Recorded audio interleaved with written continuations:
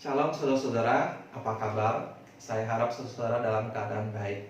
Mungkin di antara kita sudah banyak yang merasa bosan karena harus lebih banyak waktu di rumah. Tetapi saudara-saudara, sebetulnya kalau kita punya banyak waktu di rumah dan hanya sedikit aktivitas yang bisa kita kerjakan, sebetulnya ada satu aktivitas yang bisa kita lakukan, yaitu berpikir. Nah saudara-saudara, renungan hari ini saya akan berbicara tentang hubungan antara iman dengan pikiran kita atau akal budi kita. Sebelumnya mari kita berdoa. Tuhan, terima kasih karena Engkau menciptakan kami begitu luar biasa. Engkau memberikan kami kepintaran atau akal budi agar kami pakai untuk mengenal Engkau dan untuk mengenal kebenaran. Ajarlah kami mengenai hal ini sesuai dengan firman-Mu dan pakailah hamba-Mu ini. Di dalam nama Tuhan Yesus kami berdoa. Amin. Nah saudara-saudara, kalau saudara-saudara sudah menjadi orang Kristen cukup lama, maka saudara-saudara akan menemukan ada dua tipe orang Kristen yang cukup berbeda. Apa itu? Kelompok yang pertama adalah orang Kristen yang berkata bahwa untuk setia kepada Tuhan, yang paling penting itu iman. Artinya, tidak ada kaitannya dengan pikiran atau akal budi. Sehingga mereka berkata, kalau kita mau setia kepada Tuhan, keyakinan hati itulah yang lebih utama.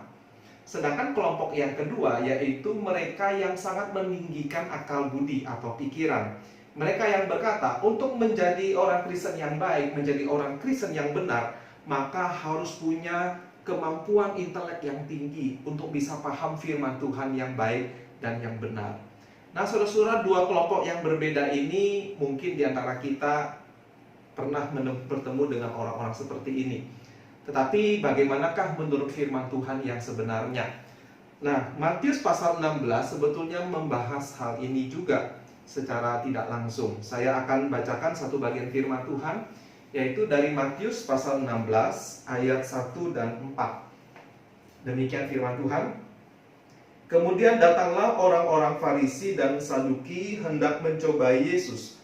Mereka meminta supaya ia memperlihatkan suatu tanda dari sorga kepada mereka. Tetapi jawab Yesus, pada petang hari karena langit merah kamu berkata hari akan cerah. Dan pada pagi hari karena langit merah dan redup kamu berkata hari buruk. Rupa langit kamu tahu membedakannya, tetapi tanda-tanda zaman tidak. Angkatan yang jahat dan tidak setia ini menuntut suatu tanda, tetapi kepada mereka tidak akan diberikan tanda selain tanda Nabi Yunus. Lalu Yesus meninggalkan mereka dan pergi. Apa yang terjadi di sini? Yang terjadi di sini adalah Yesus baru saja melakukan mujizat yang hebat, yang mencolok, yaitu memberi makan 4.000 orang dengan 7 roti dan beberapa ikan kecil. Ini adalah mujizat yang kedua, Yesus memberi makan ribuan orang dengan hanya sedikit makanan. Nah, tetapi yang menarik saudara-saudara, setelah kejadian itu, sekelompok orang Farisi dan Saduki datang meminta tanda lagi kepada Yesus. Sebetulnya tanda yang Yesus berikan sudah begitu mencolok, sudah begitu luar biasa. Tetapi mereka datang untuk mencobai Yesus. Motivasinya bukan karena mereka ingin percaya. Nah, respons Yesus ini sangat berkaitan dengan topik kita hari ini. Kita perhatikan perkataan Yesus, ayat 2. Pada petang hari karena langit merah kamu berkata hari akan cerah. Dan pada pagi hari karena langit merah dan redup kamu berkata hari buruk. Rupa langit kamu tahu membedakannya, tetapi tanda-tanda zaman tidak. Nah, ini berarti Yesus mengakui bahwa manusia memang Tuhan berikan, yaitu kemampuan untuk melihat, untuk menilai, untuk memikirkan. Nah, orang-orang Farisi dan orang-orang Saduki ini bukan tidak memiliki kemampuan intelek untuk mengerti kebenaran. Malah Yesus mengakui mereka memilikinya, sebab mereka bisa melihat tanda-tanda di alam sekitar mereka, lalu mereka membuat kesimpulan yang benar tentang apa yang akan terjadi. Nah, tetapi saudara-saudara, berkaitan dengan iman kepada Yesus, meskipun mereka punya kemampuan intelek, seharusnya mampu membawa mereka kepada kebenaran, tetapi ada sesuatu yang menghalangi mereka, yaitu di ayat 4. Angkatan yang jahat dan tidak setia ini menuntut suatu tanda, tetapi kepada mereka tidak akan diberikan tanda selain tanda Nabi Yunus. Nah, apa maksud perkataan Yesus ini? Bahwa meskipun manusia memiliki kemampuan intelek untuk mengenal kebenaran, meskipun manusia itu memang Tuhan berikan karunia pikiran untuk bisa melihat apa yang baik, apa yang benar dari apa yang salah, tetapi hati mereka itu jahat dan tidak setia. Apa maksudnya di sini?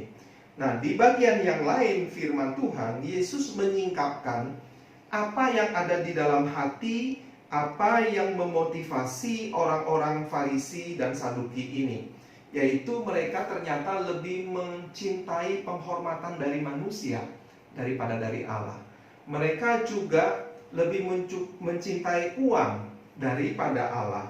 Sehingga meskipun Yesus sudah memberikan tanda-tanda yang begitu luar biasa, yang secara intelek sebetulnya tidak bisa dibantah, tetapi karena masalah di hati mereka ini membuat mereka tidak mau percaya kepada Yesus.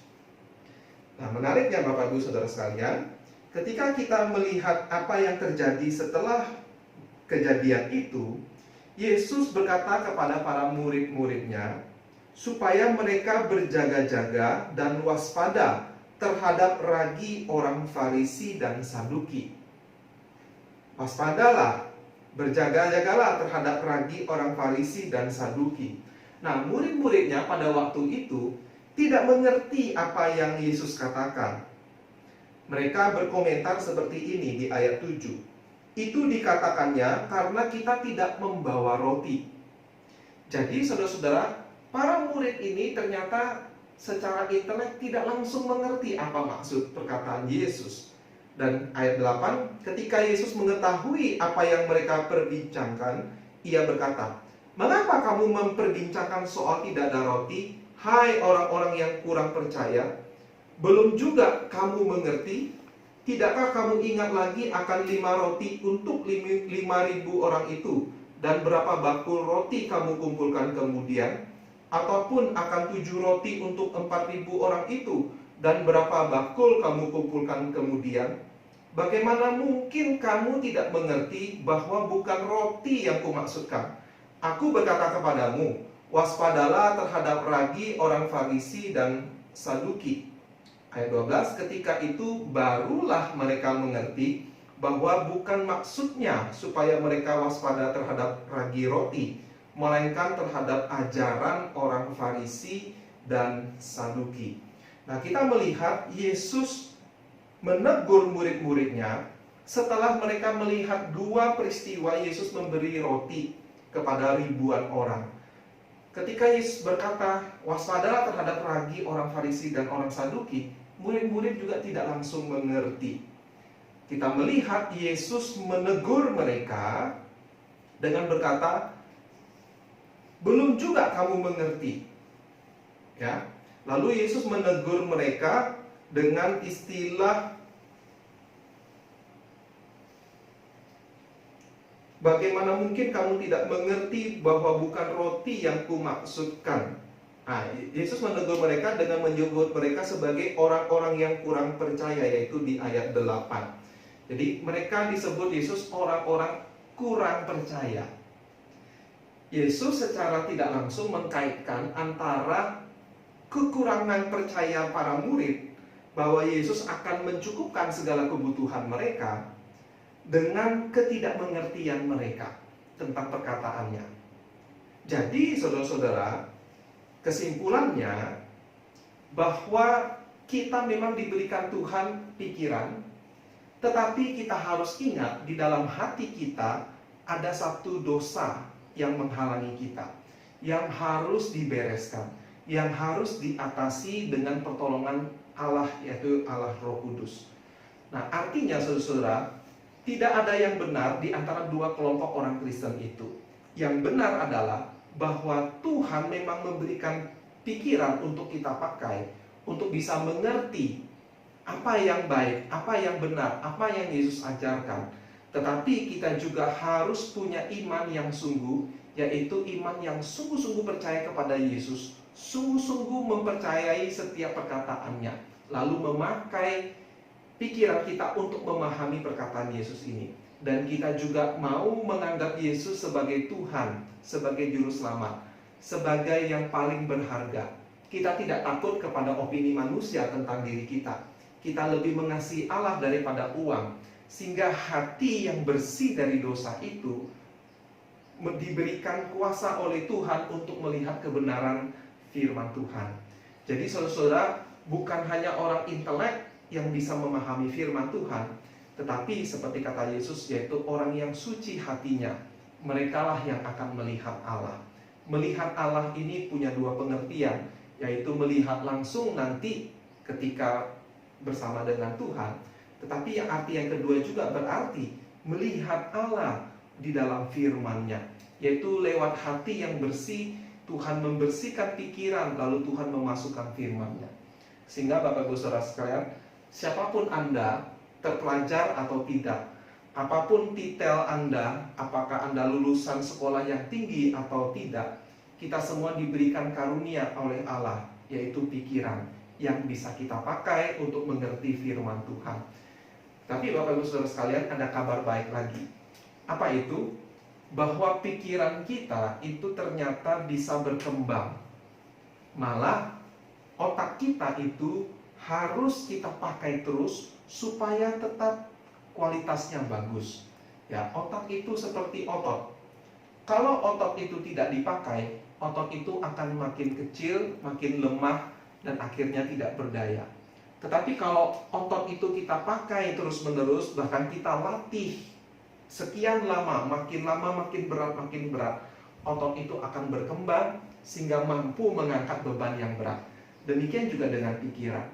Waktu Anda membaca firman Tuhan, mungkin ada bagian-bagian yang belum Anda mengerti. Tidak apa-apa. Terus baca, terus cerna, terus doa minta Tuhan bukakan. Maka Tuhan akan membuat otak kita berkembang semakin kita memahami firman Tuhan. Dari yang sederhana sampai yang sangat kompleks sekalipun. Kiranya Tuhan menolong kita. Tuhan Yesus memberkati.